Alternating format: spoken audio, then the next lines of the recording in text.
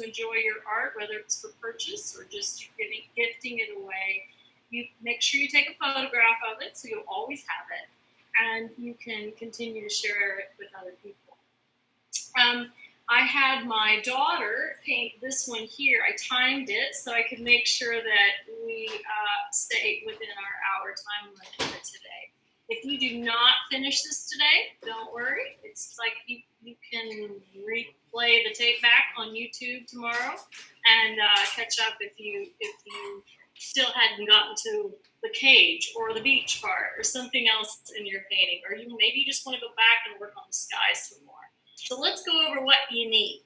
So I have in my hand a couple of brushes. I've got a flat hog's hair brush. Feels really rough. It's very bristly. And then I have a very smooth round brush. It feels like a makeup brush. Horse hair, sable hair. So it feels very smooth. It is a long handle because I'm standing up. If I were sitting down, it'd be okay if you had a short brush. That's called a short handle. We're going to need some paint today. So I've already poured myself onto a paper plate, foam plate preferably, because that way it's going to hold up as I'm painting with wet acrylics and wet with a spray bottle. I have the primaries. I don't need much red today. Obviously, what we're doing has very little red, but I want to make up a little golden orange, so that's why I've got a spot of red on there. Mostly blue, white, and I can make green with my blue and yellow. Then I also have a cup of water. I use a Yucky blue cup so that I know that it's different from my drinking water.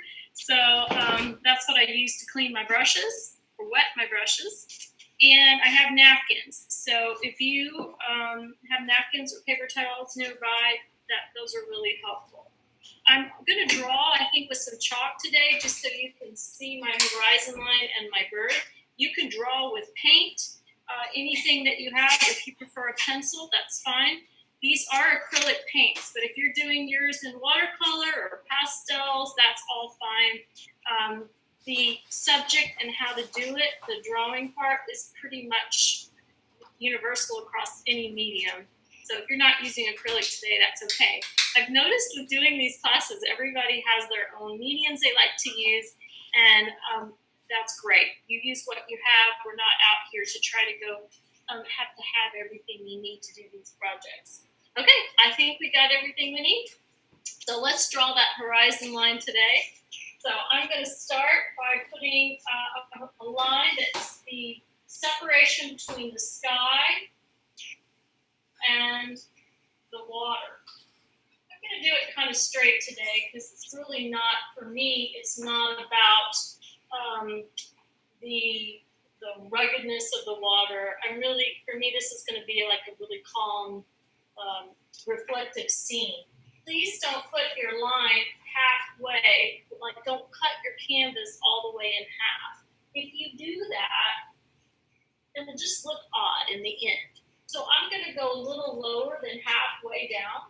I'm going to go ahead and mark my beach. So I'm going to go ahead and take my pencil, if you have a pencil or your chalk or your paintbrush, and just draw a beach line. You see how I kind of zigzagged mine? Because I want this water to be lapping up onto the shore, so I just kind of made it more zigzag, give it more movement. I mean, the bird's moving, I want the beach to kind of move. That's called having a dominance to your painting, where you've got things that are doing the same thing, or the lines are doing the same thing. So I'm going to have a curvy bird, I'm going to have a curvy beach. Okay, believe it or not, we've got the background done. So we just need to establish where the bird's going to be. My bird's going to be in the air. It's going to be up here in the sky. And if you're like, oh my gosh, how am I going to draw a bird? Just follow along. It's not that hard. And you can change it up. Let's say you paint the background and you go right over your bird drawing, which I hope you do anyway, because I just want you to be free-flowing with that background and that lovely sky and not worry so much about the bird. He's moving, so don't get too detailed with the bird. Okay, so birds. They are round shapes. So mine's going to be diving. So he's going to have a round body. That's just an oval. All I did was an oval. He's going to have an oval head. I'm going to overlap my oval head. Not a problem. There's just not very difficult. From his neck, I'm going to have a triangle type wing. It looks like an angel diving right now, right? And on the other side, I'm going to have another triangle wing. That's all I need to know at this point. I'm not going to do his jet stream or worry about anything else. Let me pull it just a tad closer so that you can see. Just looks like an angel diving. Not difficult. Okay, we are now going to paint the background. See, that wasn't too hard. And those of you who are doing it in pastels, you would have already drawn it out too in chalk, just like me. Okay, I'm going to start out with the hog's hair brush because it holds more paint. So I'm going to make myself some light blue. So I've got some white here and some blue. Make myself some navy blue. I'm also going to make myself some teal. So I'm going to have some yellow and blue. To make green, you notice I didn't use very much as I did it. You could always add more, but just little bits at a time. If you're doing this in watercolor, your colors are going to mix as you have them flow together.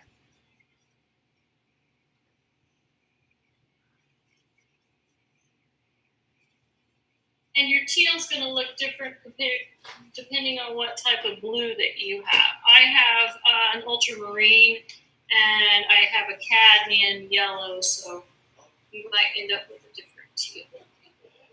Okay, I'm going to paint wet on wet, which means that as I put the blue on, I'll be putting the teal on, I'll be putting the white on. I'm not going to just do one color. I'm going to kind of go back and forth and let the colors blend together. All right? So let's start with that. Blue, right up near the horizon. And I might even want to have really solid blue closer to outer space, opposite of the horizon. Because I want it to get lighter as they come down to the horizon. I'm excited to paint with you all today. I see some great familiar faces out there, and I see some new faces. We have a big group today, by the way. So this is really fun. I love it when there's a whole bunch of us. We can share at the end. Please send me your artwork too, and we can attach it to the gallery we're creating. You notice how I'm painting left to right? Because that's the way the air flows. Yes, somebody's already shown me their artwork. It looks great. Or maybe you weren't wanting to, but it looks really nice. If you have any questions along the way, please put them in the chat box and Rosie can read them off. You see how I just put a little bit of white in there too, just now? Just solid white. I just wanted to have some clouds kind of streaked through my sky. You can always come back and put the white in later after everything's dry. I'm just going to streak it through there. I call this painting, my original is called Breaking Free. And I based it on a biblical scripture. And I love that you're not caged in, right? You are free to fly. And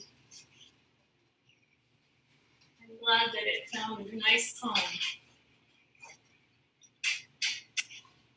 It's okay if I go over my bird wings, right? Because that was just a blocking. I didn't want to fill all that in with blue and then have to put 2 coats of white on it, just for the sake of time today. So if you didn't have your bird drawn before you started, let's just say you're just now joining, don't worry about that. Just paint right there right across the canvas, and you can come back and add your bird. So I'm going to just paint in, overlapping my bird wings and my bird body.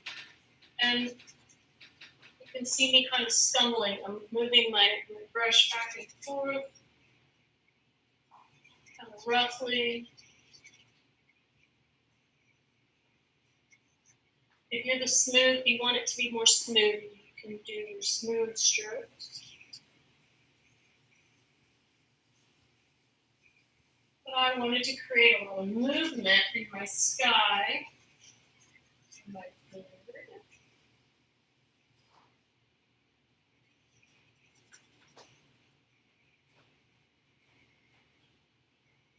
This original is sitting at Smart Pediatric Therapy, where I know some of the clients that go there. Some of them are my exceptional kids that I teach every week doing art therapy.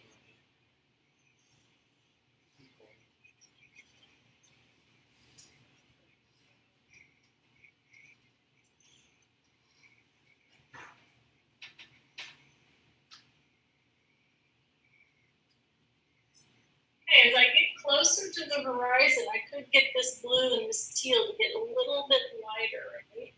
And if you feel like you got your water line too far up, now's the time where you get to fix that. It's not set in stone. When I chalk something out, it's just a plan. I have a plan. It doesn't mean it's set. If you're working in acrylic, you can easily change that. If you're working in watercolor, not so easy to change that. I just finished a 4-week watercolor class with a group of students, adults. It was a lot of fun. But watercolor is not as forgiving as acrylic paint. But it sure does look nice.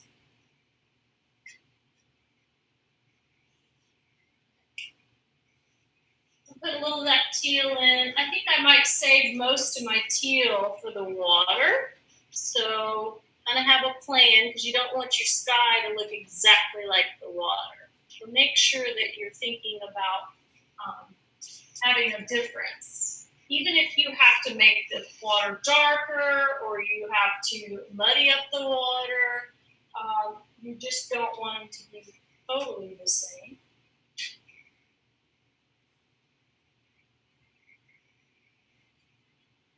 I like using a hog's hair when I first start out because it does hold a lot more paint as opposed to my horsehair brush. It just doesn't hold as much, and I really want to get my paint onto the canvas.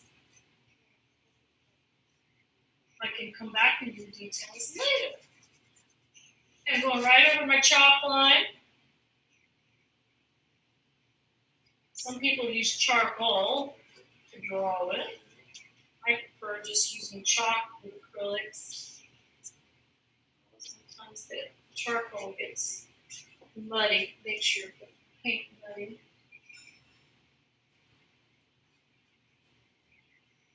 Make sure, even if you're going to leave something white, that you paint it white. Do not leave a big blank spot on your canvas. It'll just look, the sheen will be wrong. You'll see, there'll be a flat area and everything else is shiny. Yeah. So I'm going to have white here. I'm going to paint it white. Go right across my bird. I don't want it to look like I stopped and started. I want the sky to glow. Okay, I don't have my rays yet coming from my sun. I haven't done that yet. Just doing the background of the clouds and the blue atmosphere. Okay, I think I'm all the way to my horizon line, which is right here. Okay, now I am going to work on the water. So I am going to this time use a little bit more blue. I might just put a tad of the red with my blue. Make it a little bit murkier or darker. see how I'm getting kind of almost a light eggplant color. Okay, I'm gonna put that along my horizon. Oh, I really like that color. It's like a deep, deep sea. Just by adding that secondary, making a secondary. I'm still just using primary colors. That's why I always tell you on your sheet, you don't need to have all the colors. If you have the primaries, you can do this class. You can paint just about any. Your line does not have to be straight. You could have had some waves going in there, some wave runners going across there.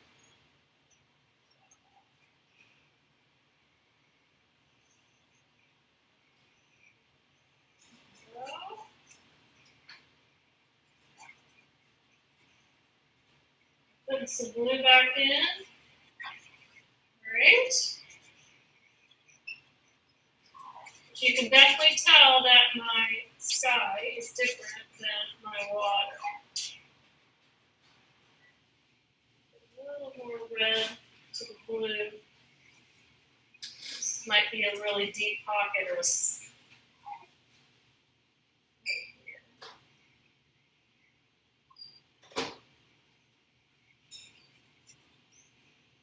I bet you're having fun by now.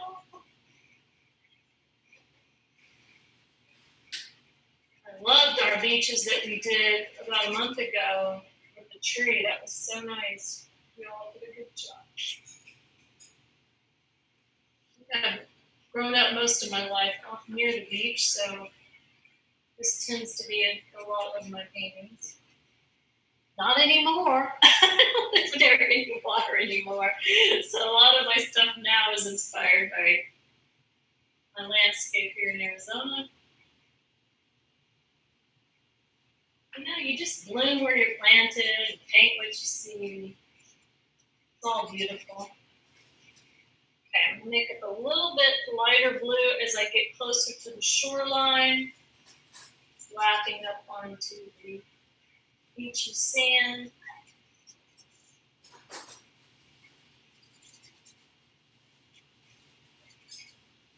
Very fun.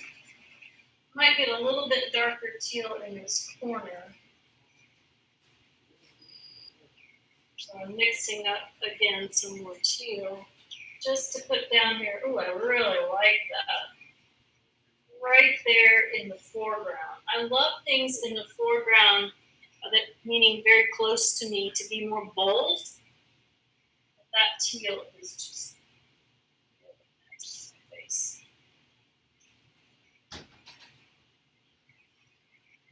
Okay, but it's really light farther away over here. Wow. Okay, so I have my sky, like striations in my sky, and then I have this movement in my water. Now we're going to work on the beach because we've got a big pocket over here we haven't done anything with. Now you could have a white sandy beach, that's fine. I think in my original, I actually, oh gosh, it looks like I hardly even, it's kind of almost like a dark purple and brown. You can almost not tell the difference between the beach and the water. When my daughter did hers, it's kind of like a little limey green going there. So you can decide what you want your beach to be. You want to make brown. It's all the primaries, right? So we're going to put some yellow, some red. That's why you needed a little bit of red. And some blue. Voila. If your brown looks more green, then guess what? You need to add a little red because green is blue and yellow.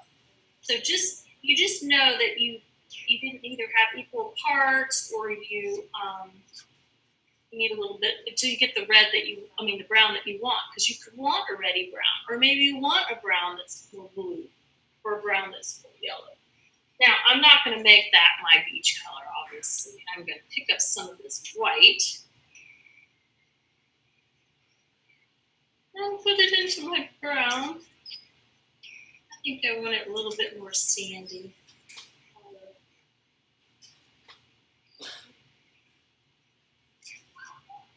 Okay. That's looking still too green for me.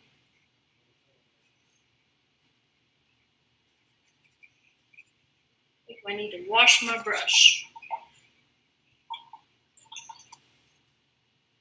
Too much blue on my brush. So when you wash your brush, by the way, you're going to swish it around in the water, right? And then you're going to rub it back and forth on a towel until it comes clean. Do not squeeze the hair, or I say don't squeeze the hog, because you are going to make you're going to pull the hair right out of the metal part, because it's just glued in there.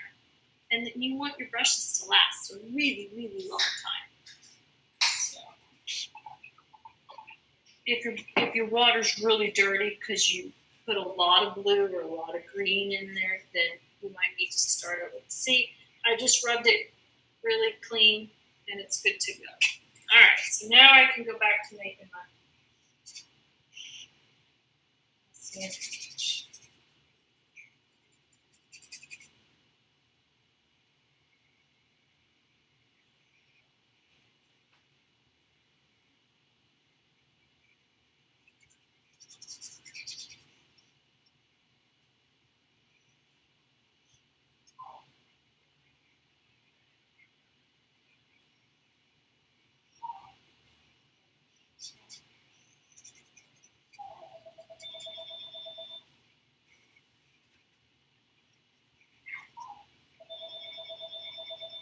Disregard my telephone ringing in the background.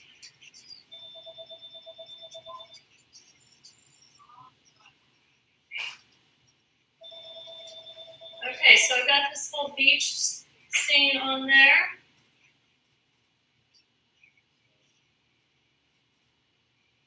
And put in a little white. Okay, so I've got pretty much everything covered except where the bird is. So that was my goal. Okay,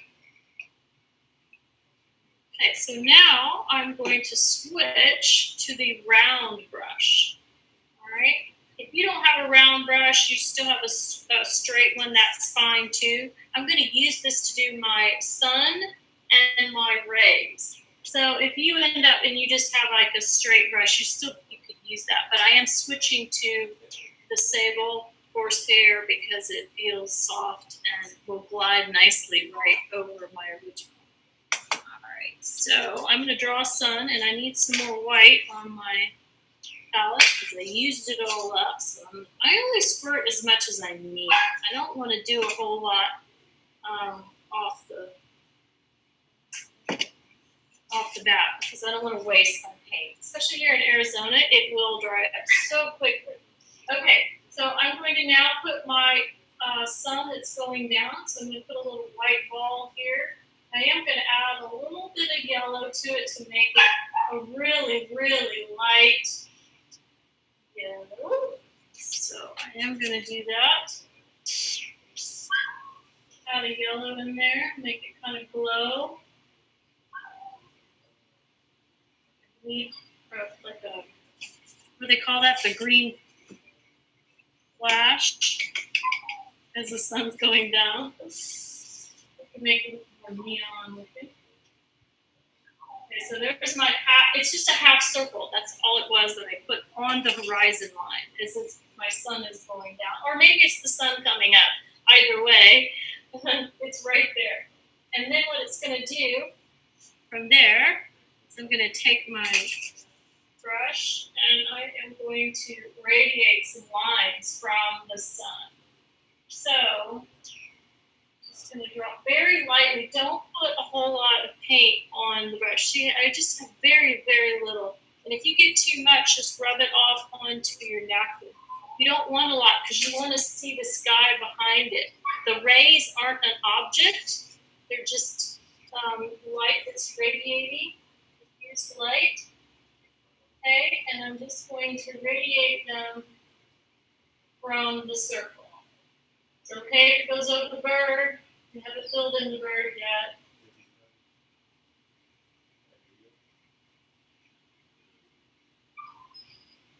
I like having these lines here right away because then I can play up in between the lines with some orange and yellows. So that's why I like to go ahead and establish where my rays are. Okay, and so I can still see the color of the teal and blue behind those rays. It's not a solid line. It's not a solid line. If you want it to be solid, you can. On this one here, it was like a solid orange that was done. So speaking of orange, now's the time to mix myself some orange. So I'm going to take a little bit of the yellow and a tiny bit of red that didn't get into my blue. And I am going to make up a nice little orange. Yellow orange. I like that. A little white so I can have some that's just more of a mango-y color. So I'm going to what I call back paint. So I'm going to paint in between the rays. I barely have any on my brush. It's just a little bit. If you get wipe it on your napkin to see how much you actually have on there.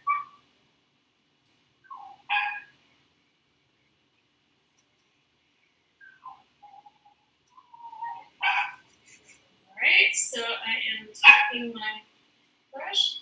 Okay, so this might be a good time for Rosie to kind of talk to you guys for a minute. See if we have any questions.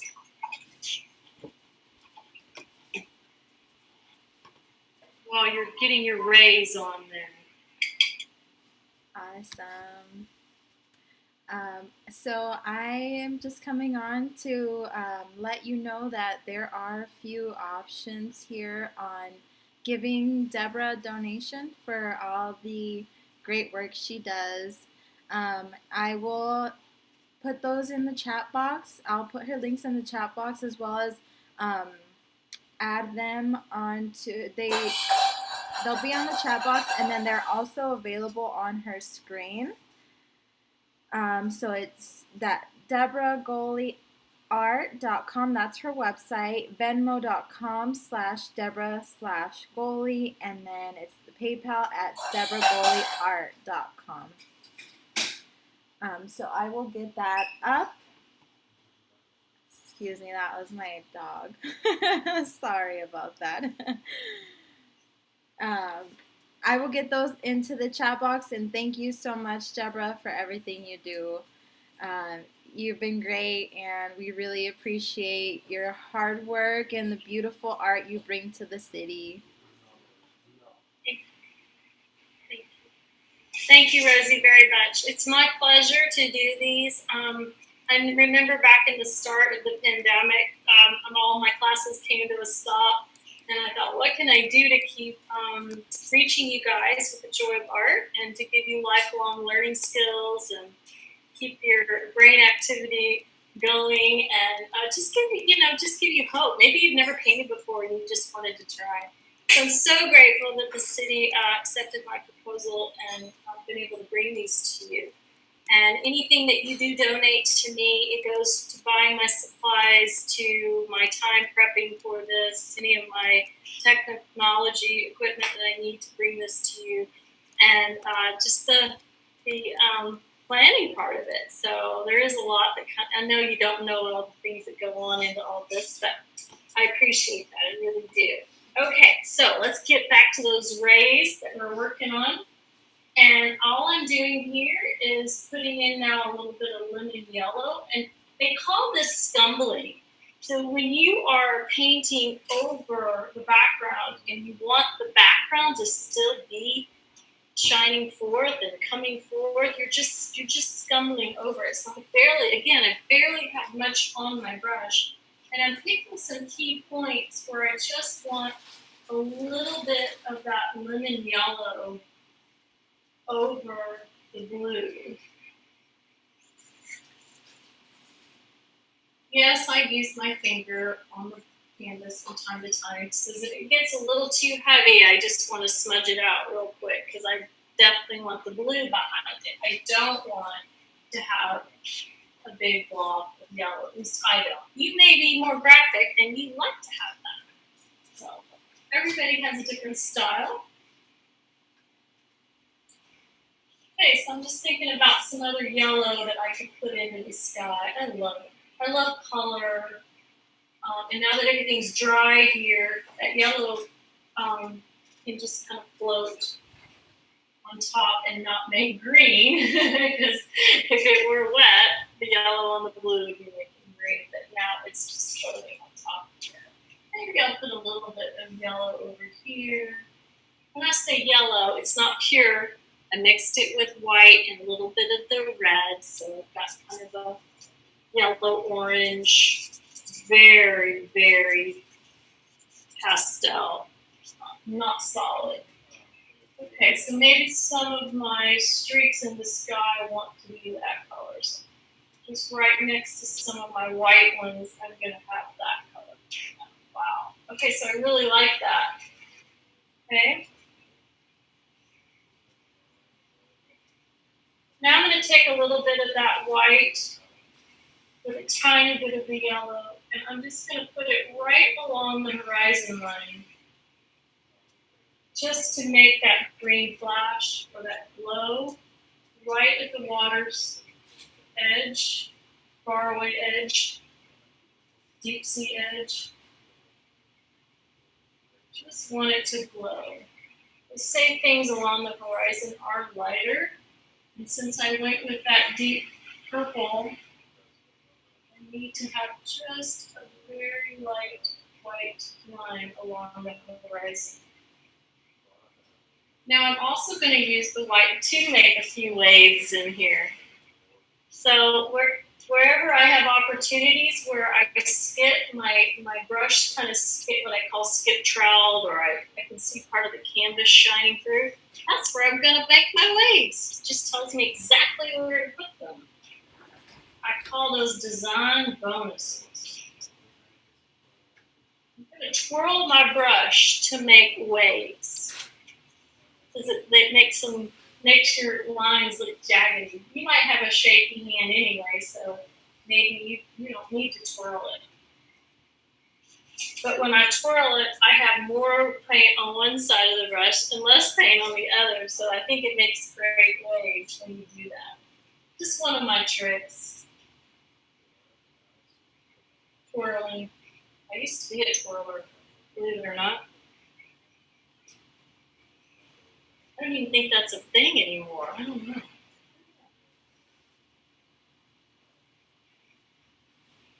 But my mom wouldn't let me just be a twirler. I also had to take ballet. You couldn't just take acrobats or twirling. You had to take that, which I fell in love with. I think I liked way too many of the arts.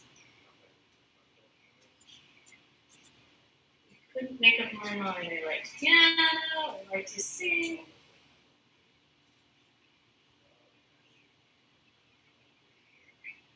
Okay, so I'm putting a few waves in there. Woo. Wow, okay, I bet yours is looking really awesome. I know it has to be. You can't go wrong with this very peaceful scene. You can make big waves. You don't have to have gentle waves. You can have big ones. Okay, I'm also going to have that sea foamy lapping up against the shoreline, right? So I want to have a lot of white. Again, just stumble it. Do not put heavy, heavy white. You still want to see the sand underneath.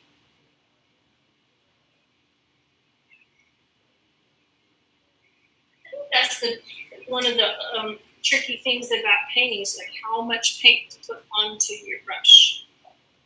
Sometimes you just put a little and you're there all day long. and then sometimes you put way too much and you can't get it off, right? But the more you do it, and some of you have been joining me, how to control how much to use. And the good thing is, after it's dry, you can paint over it. If you put too much. So this is just lapping up onto the shore. Maybe yours is a rocky shore and you don't have the sea foam coming back or the tide coming up on your beach. That's fine. But that's what I did. I can still see some of the brownish yellow underneath.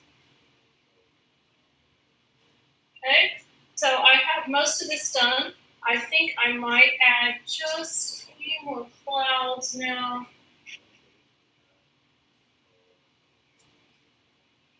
Just a little bit of white. We're going to use this white after you wash your brush off for our dove or your seagull. So if you need to clean your brush off, we will be doing the bird next.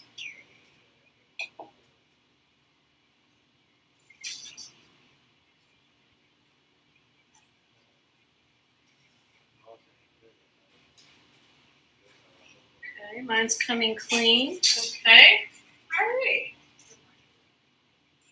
I think I'll put just a tad more white at the base of my sun.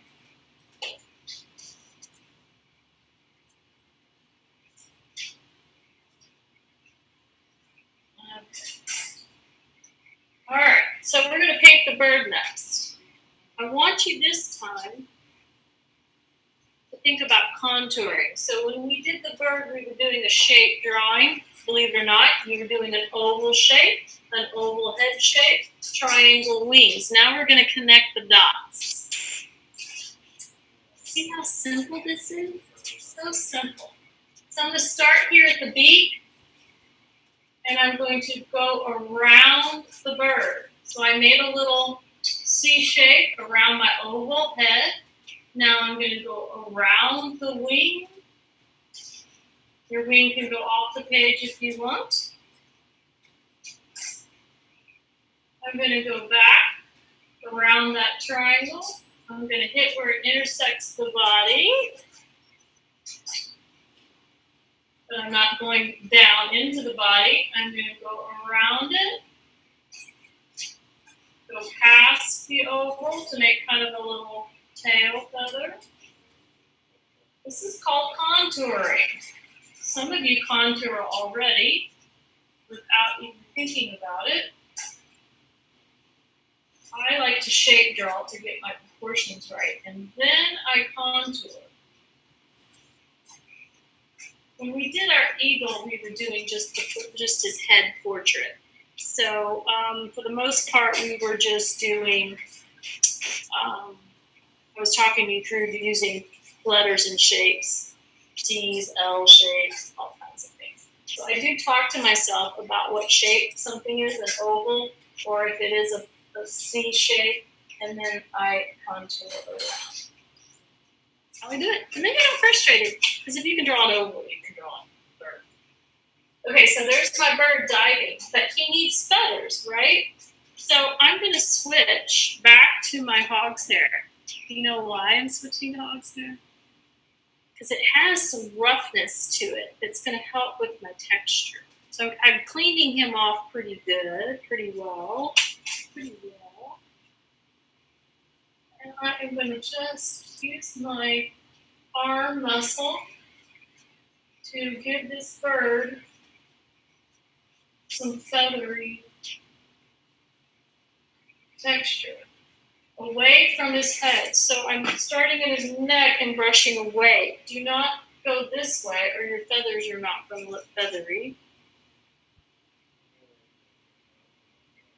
Okay, if I see a little bit of blue behind him. I'm going to do that too on the wings. Using the arm muscle.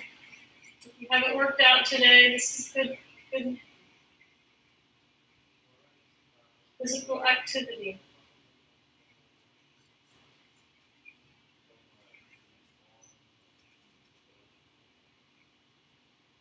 Don't even know you're working out. Okay, so I have put a layer with my Hogstare brush. If you don't have a Hogstare and you're just using the Corsair, that's fine. And I'm going to go back to my Corsair, speaking of that. I'm going to get a little bit of white and fill in his head.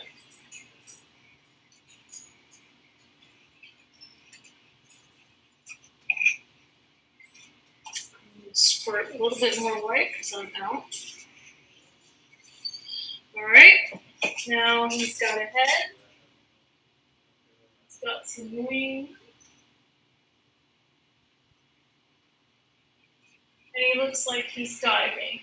So I don't have the beak or the eye on there yet, so to speak. Not yet.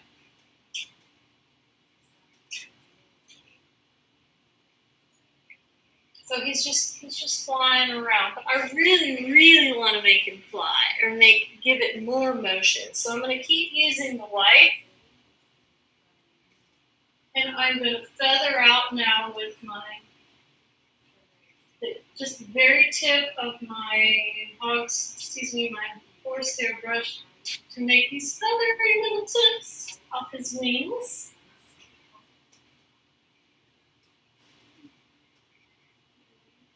You can flare them out if you want, or you can shape them, curve them in.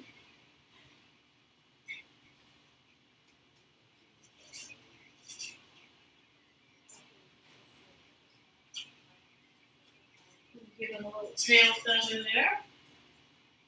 And I told you I love having this zigzag beach line that's curved. His body's curved, so I'm going to make his flight pattern curved. So from the tip of the wing on the right, I am going to make a sweeping curve. You're like, what is that? Well, I just wanted to create his flight pattern. How fun that is. I'm going to use my finger to kind of smudge it out so it doesn't look solid. I can still see the air behind it. And I'm going to make it sweep back around, and eventually it's going to connect to a bird cage, like you flew the coop, right? So that's a big, like an S curve, big treble clef, big S curve. From the bottom part of this wing, I'm going to do an inside circle. See how I did that? Okay. On the other wing, I'm just going to make sure that one looks like it's going off the page, off the canvas. I love to engage edges of the canvas.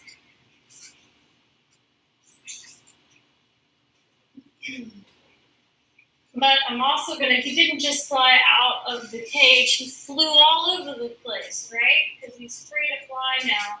So I'm going to put a few very light circular lines here. They also look like rays of the sun. All about curves for me today. Maybe a little bit of a curved reflection of the sun into the water. And then how about I do another reflection of what's in the sky into the water. So maybe another sweeping curve. You don't have to do the curves. I just want it to look like he's been flying. Okay, so I will bring this forward so you can see a little bit better.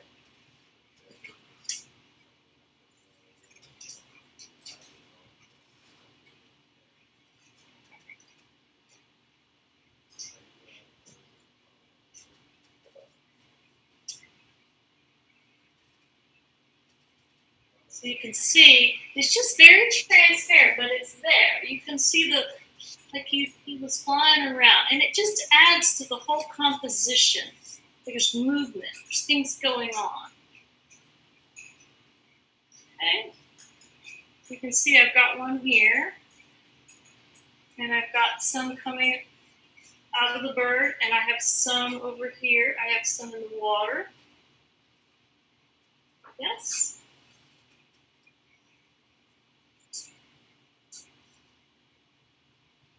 Now, let's do the next part.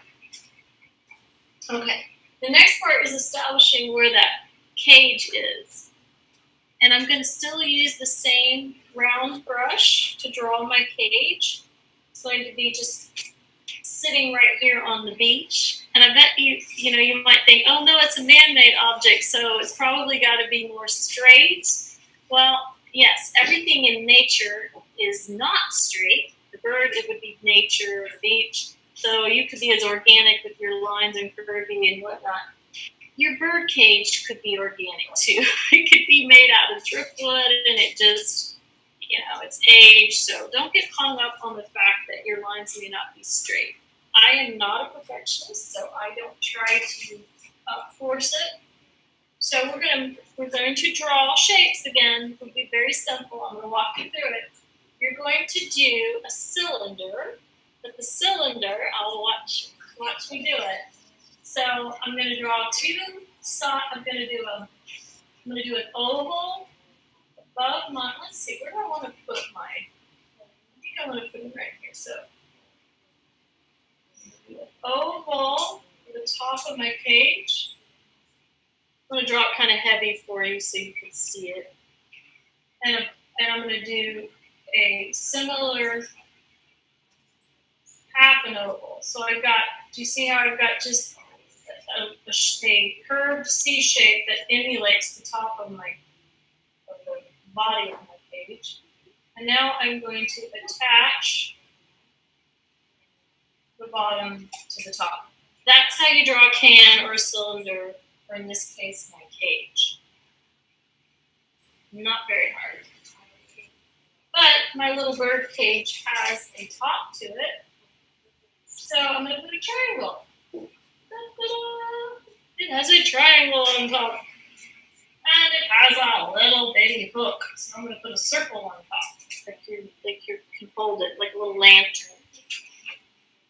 The cage is smaller than the bird. The cage is really kind of a symbolism. It's not the main thing. The bird is the main thing. And if this cage was really big, it means it's just closer to me. But I drew it further away. Now you're going to make the lines inside the cage follow the same curve. So your banana shape is very shallow and it's concave that way. All the lines above it are going to go in the same direction. Just like we did with the American eagle on the flag, if you were participating in that one. Now, you ready for the verticals? It's just what it says. It's vertical. So I'm going to have a line down the middle, vertical line down the middle, and I'm going to have a line on either side.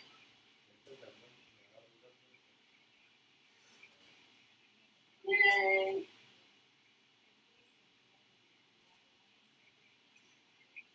For the top of the cage, I'm going to do some smaller little C boat shapes. Not as long because they have to fit within the triangle. And from my vertical, on the body of the cage, I'm going to make a line to the top. From this vertical, a line to the top, so they're slanted. And from this line, a slanted line to the top. That's how you do it. Now, my cage has an open door, because that's how the bird got out. It's no longer trapped, right? So, I'm going from one of the lines. You pick a line, that's where your door is going to be. I think actually my door is going to be higher up because it's in the blue part. It doesn't show up much in the sandy part. So, I'm going to do mine here. But make sure that your cage door lines line up with one of the curved horizontals.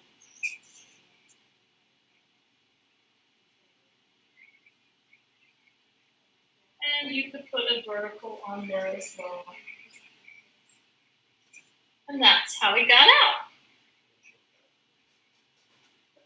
If you want to have your flight pattern of your bird connect back to the door, you could do that.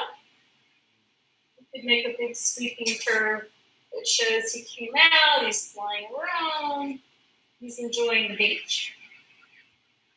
Or it could be that it came from this one down here. Okay, so I will bring that closer, just so you can get a close-up of it.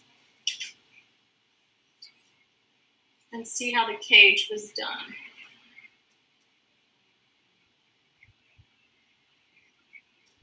I still see the beach behind it. I still see the water behind it. That's what I wanted. I just wanted to have a skeleton of a bird cage. Nothing solid. Okay. Back up here. And now we're going to paint a little bit of, give the bird cage a little bit of color. So I'm going to try to reactivate some of that yellowy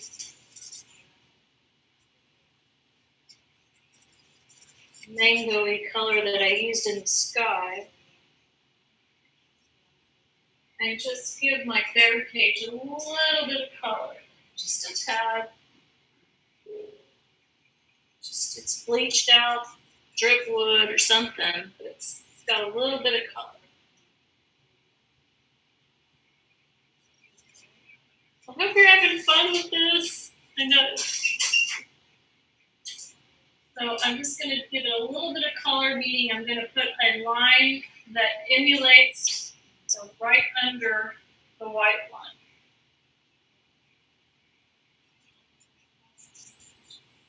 And I'll put it on the base of the bird cage down here. And under this one, under this one.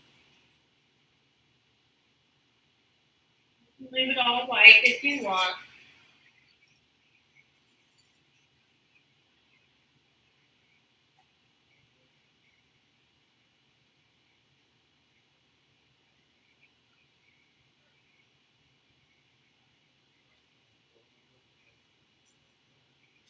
Okay.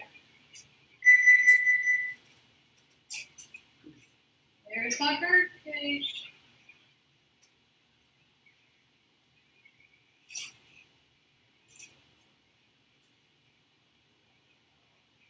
Oh, whatever's left on my brush, let me just dirty up the sand a little bit. We'll brighten it up a little bit. Okay, let's go back to the bird now.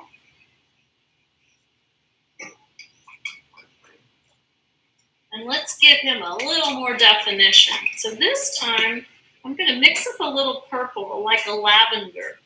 And I'm going to use a little bit of the red that I have left as it dried up.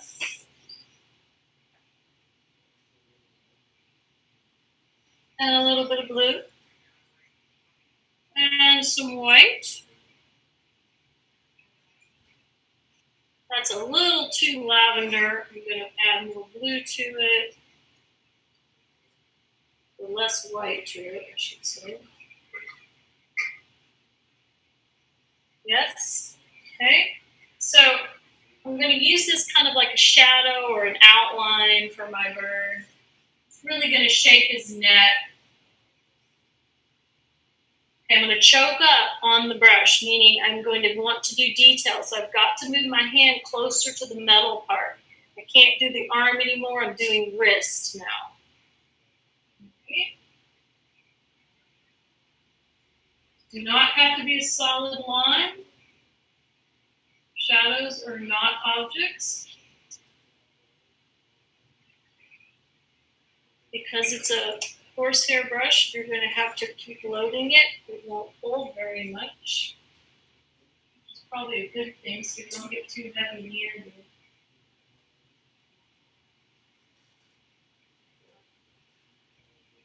It's just defining the bird a little bit more.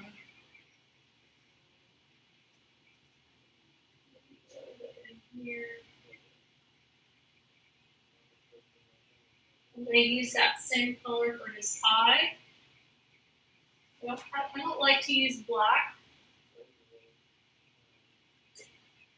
unless I'm, you know, if it's a graphic piece or I need to have black, but black just kind of takes over everything.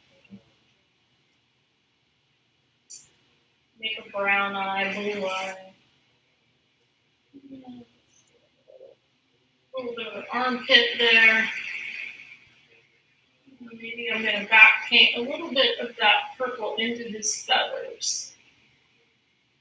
Back paint means I'm going in the opposite direction in the way it grows. I'm filling in between the little triangle feathers.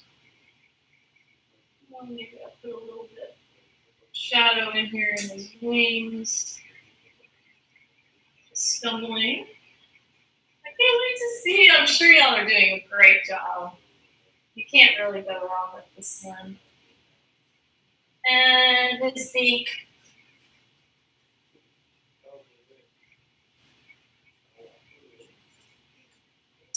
And I'll dirty up the beach a little bit with the purple.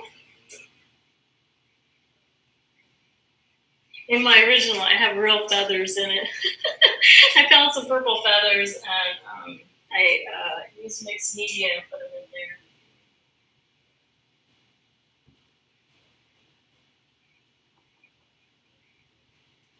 Okay, now I am going to put a shadow under the birdcage. And your shadow is going to start at one end. This is Mr. Sun right here. You know your shadow is going that direction to my right. So I'm going to make an oval like this. And I'm going to scumble, which means I still want to see what's underneath. I want this to be very, very light. It's not an object.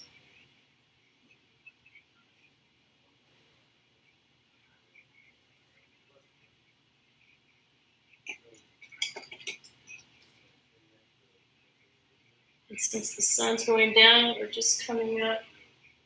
The shadow's long. All right, that's the finishing touches. You can put a little bit of the purple following some of your movement lines,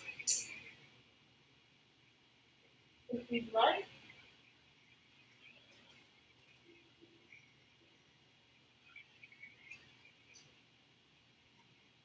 And voila, you have a lovely bird flying free.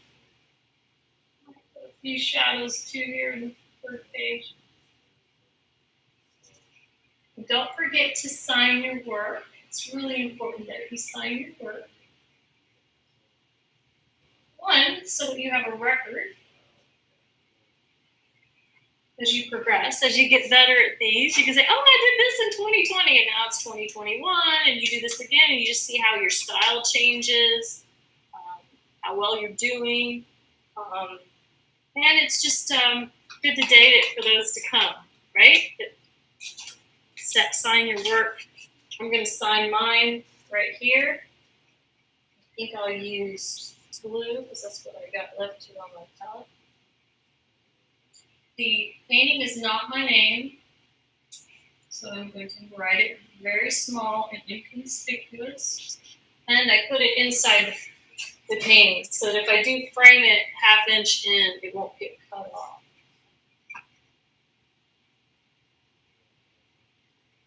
Very nice. Okay, so at this point, I am going to let Rosie turn on some of your mics so that you can talk to me or I can see your work.